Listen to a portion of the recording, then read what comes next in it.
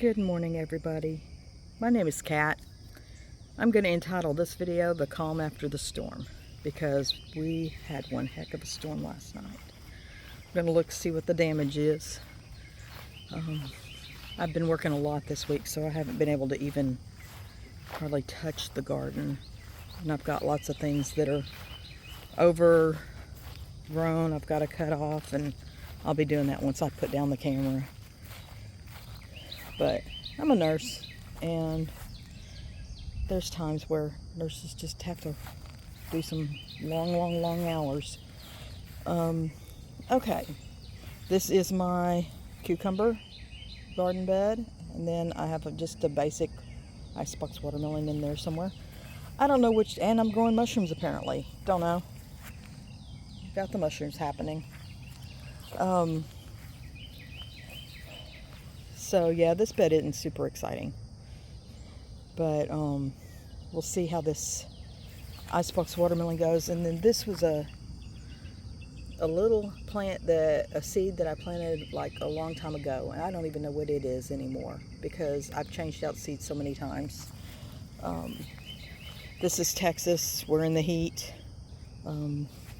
It got up to like, gosh, I don't know, it's supposed to get up to 97 today, and I want to show y'all something. Look at this. I've got corn growing, but for some reason this corn, look at it. The kernels are coming out. They're coming out of this. So I don't know what to do about that. This is my first time growing corn. So that's kind of like a wasted plant. And I had one that snapped off down here. The storms were pretty severe last night. Started out with a gentle rain. We're like, yay, we have rain. Then it turned into hail. Then it turned into massive winds whipping through. I was afraid that some of the trees up here, the way they were whipping around, I was afraid that they were going to fall. And we didn't even lose power, but the middle of town lost tons of power. Okay, so once I get out of here, definitely digging up the potatoes. Now, squash vine borers have attacked all my squash. So, I don't know if I can show you the damage from it, but it's like you can see little areas where it's thinner.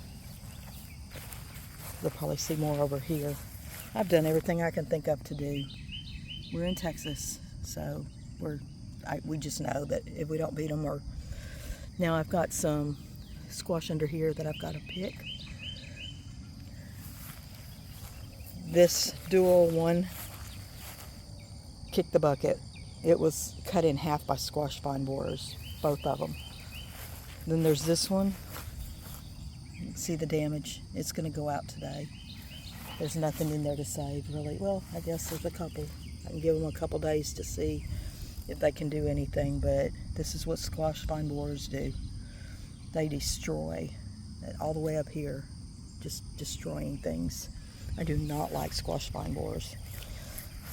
This one had kind of taken root underneath, but they got it too.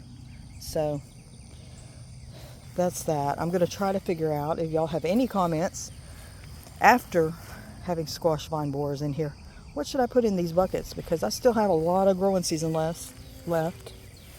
And I don't want to lose time growing. So this is my honey nut squash plants. It's starting to take over. It's going to take over the world. It never got this big last year. Well, there's a couple of them in there, but they didn't get that big. They were assaulted by squash vine borers too. See, that one's not going to grow super big. Let me see. Here's another one in here. Okay, so there's that. I don't know. You can go back and see my previous weeks and see what's. So here's my ant-attacked beans.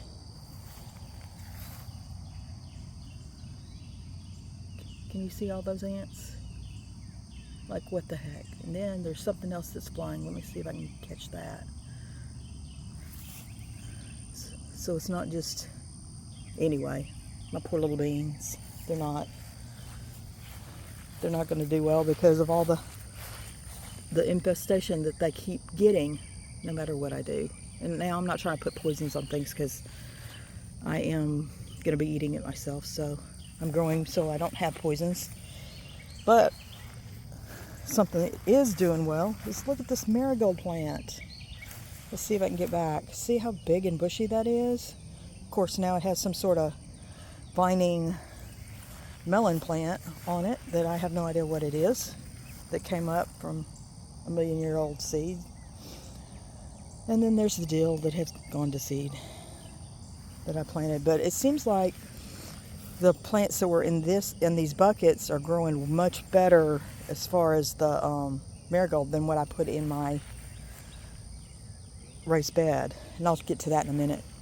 This is my North Georgia candy roaster that is doing horribly, and I can't figure out why.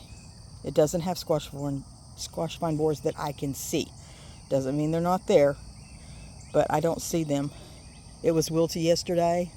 It got plenty of rain overnight. Wait. Let's see what this is. Nope, that's just a flower.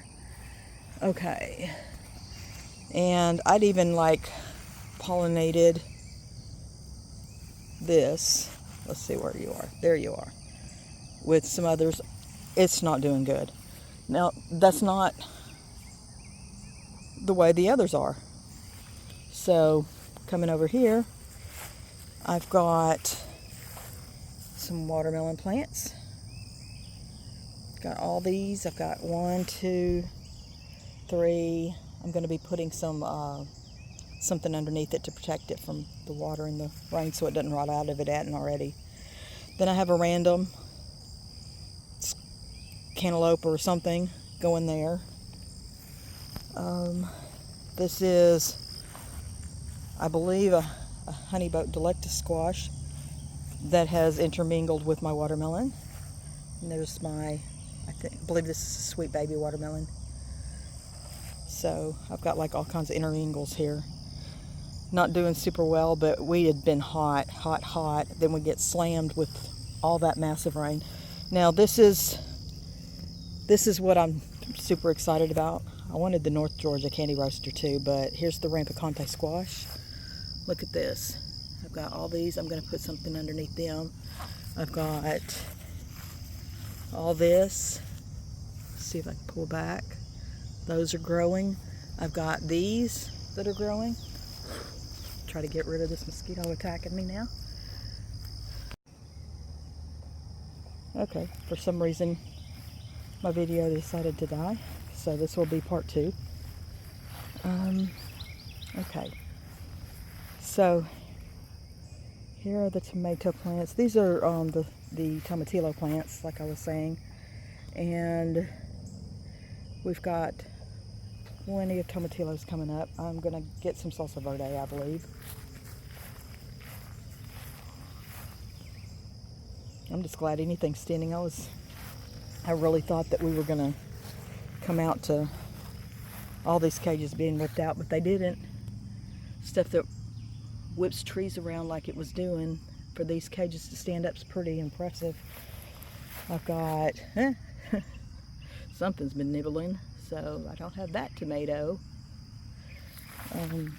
We've got a lot of birds out here too. We've got lots of leaf damage. I'm gonna have to prune some of these back.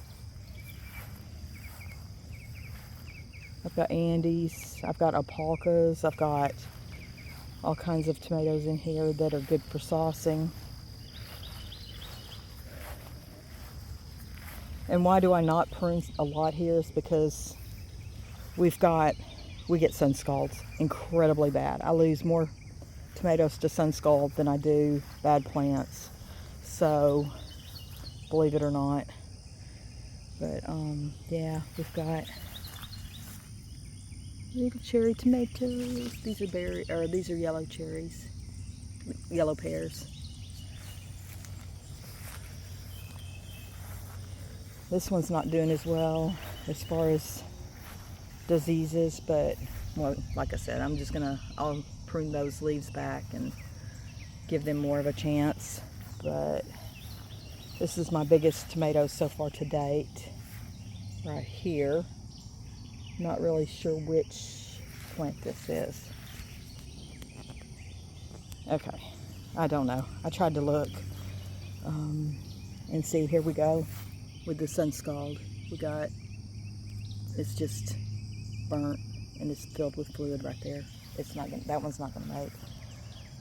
I've got some yellow pears here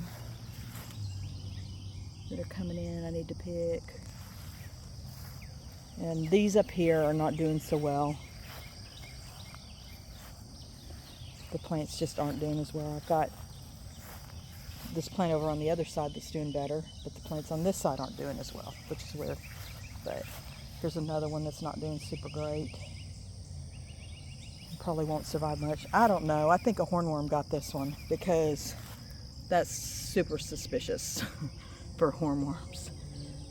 I want to find those and eradicate those as well.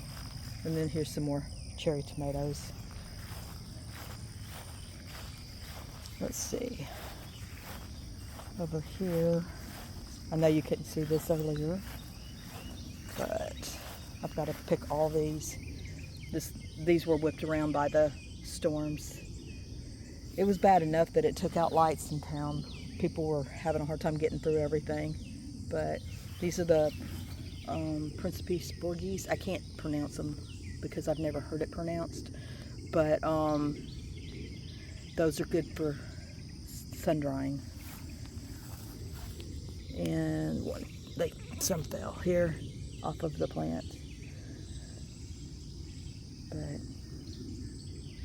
I'm going to let those, I'm going to dehydrate them. Okay, so most of my garden tour.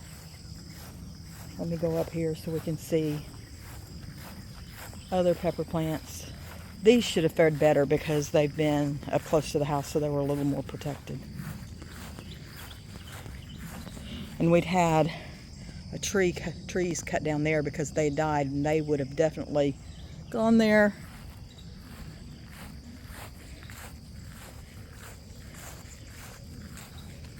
Okay, so these pepper plants are surviving, then the black truffle. Okay, now back to the middle thing, and then I'll go to the front. I'm just all over the place because I want to see how everything did. It made me nervous.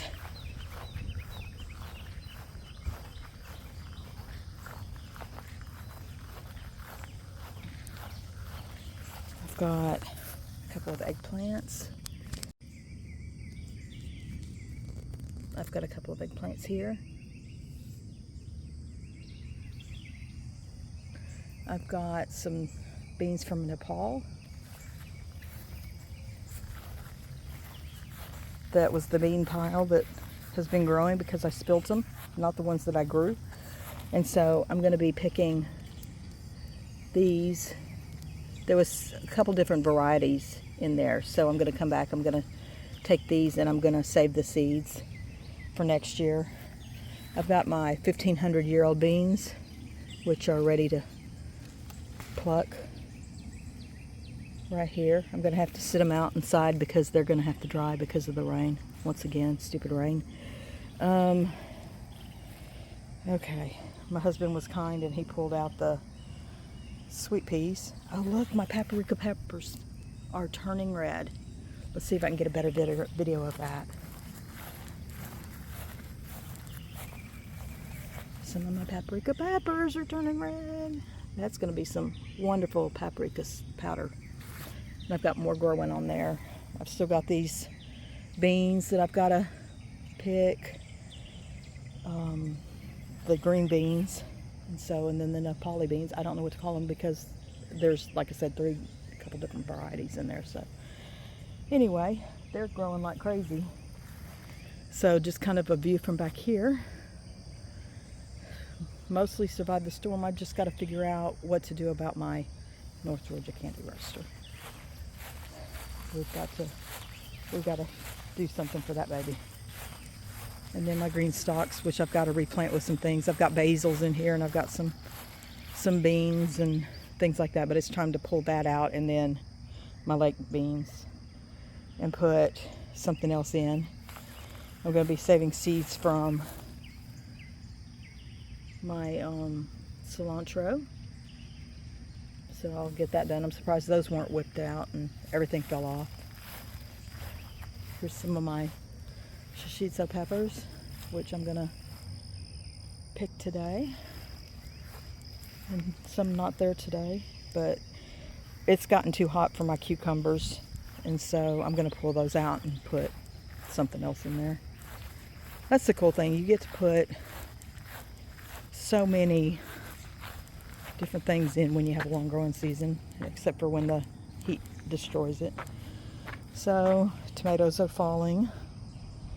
That one's doing okay. These are the neglected plants. These are the plants that we planted because we just needed room for stuff. So we just throw things in the ground knowing that it's really shady up here. So we're just gonna go and look, tomatoes and pepper plants, and then some weeds. Oh, look, so we've had some damage coming out up here. My wheel's still okay. It didn't get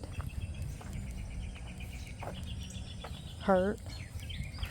Okay, so there's that. Just basic, they're not gonna do super good. Now I'm gonna go up here into the possible lake that we have in our front yard.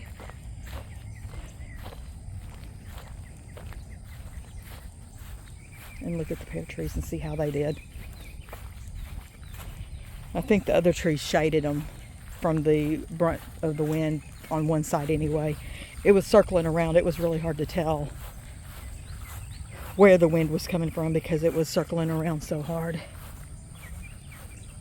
My feet are getting soaked. So I bring my junk shoes out here. Let's see what we've got. I can't tell what we've got up there, but got my pear tree. It's several years old. It's one of those 4 multi-grafted trees. And so this one is Van Still. Let's see what the other ones have come off. But anyway, here's the pear trees. I don't think we're going to get anything from them this year because with the frost and the heat and well, I say frost, I mean full-on freeze that we had. We lost power for a week. And then here's another pear tree. There's nothing on it that I can tell. Okay. Well, just looking at my front yard. And like I said, I rent, so this is not my land. This is someone else's land that lets me pay to use it yearly, monthly. So if I had more space, if it was mine, I'd be having some raised beds up over that way. But anyway, it's not mine. So you would think funny. There's the house right next door to me. But anyway, I will talk to everybody later, and it looks like for the most part we survived the storm. Thank you. Hello everyone, I'm Kat, and I'm showing my harvest. These are all my potatoes that I grew. I'm gonna not do like a full formal hardening off or whatever, I guess, for long-term storage. It's not enough for super long-term storage, but what I am gonna do is I'm gonna can the Yukon Golds, and we'll be making mashed taters out of the russets. Okay, there's that. So looking at my harvest for today, I harvested a caramel. Look at that, isn't she beautiful? She won't be very tasty, I'm sure. I've got some eggplants. A couple of eggplants there. I've got tomatoes. I've got some blue lake beans, some bush beans. I've got a couple of dried beans from Nepal. I don't know what to call them. And I've got a couple more things of the 1,500-year-old cave beans that I got from Baker Creek. So I may just plant those back in the ground and see if we can get a go of those. Anyway,